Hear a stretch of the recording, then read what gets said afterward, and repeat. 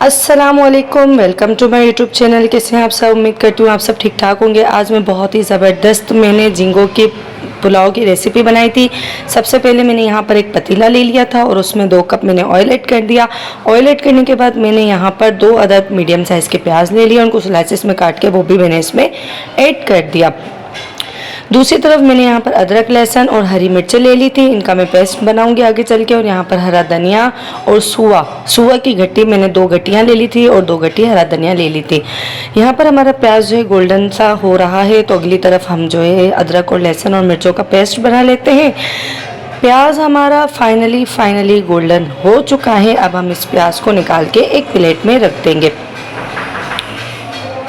प्याज मैंने निकाल के रख दिया। अब इसी ऑयल में मैंने जो है राई के दाने ले लिए थे, वो मैंने इसमें ऐड कर दिया।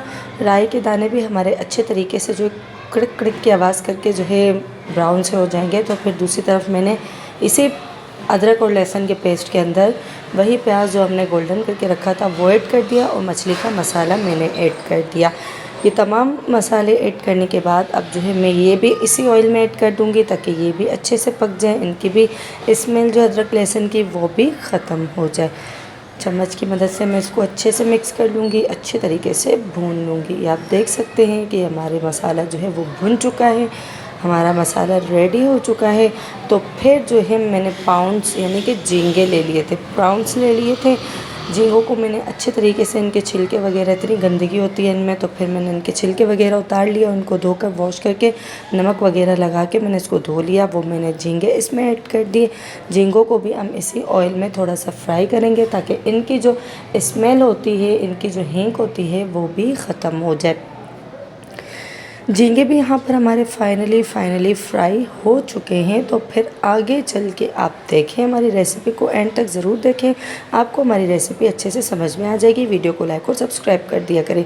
फिर आलू मैंने ले लिए थे 2 से 3 अदद, उनको बीच से कट करके वो भी मैंने इसी आलूओं को इसमें ऐड कर दिया। अब जो है इसको मैं 15 से 20 मिनट के लिए कवर करके रख दूँगी ताकि हमारे आलू जो है वो अच्छे से पक कर तैयार हो जाए।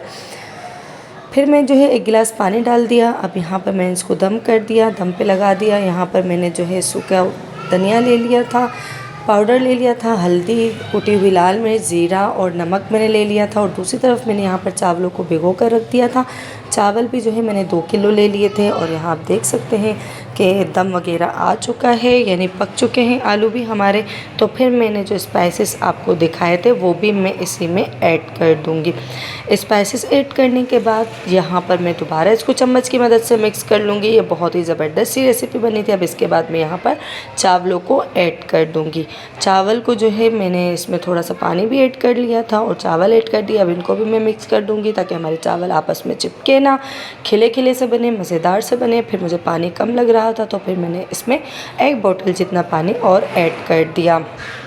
पानी ऐड करने के बाद मैंने हरा धनिया और जो सुआ की गट्टी थी वो भी मैंने हरी मिर्चों के साथ इसमें ऐड कर दिए। अब जो है ये तमाम मसाले भी मैंने, हरा मसाला भी इसमें ऐड कर दिया। ये हरे मसाले में झींगों का पुलाव हमने बनाया था। और फिर इसको भी मैंने चम्मच की मदद से मिक्स कर लिया। यहाँ आप देख सकते हैं कि ये बस बिल्कुल तैयार है। बस हम इसको फ्लेम को हाई करेंगे, थोड़ा सा इसका पानी खुश्क हो जाएगा तो फिर इसको हम कवर करके रख देंगे।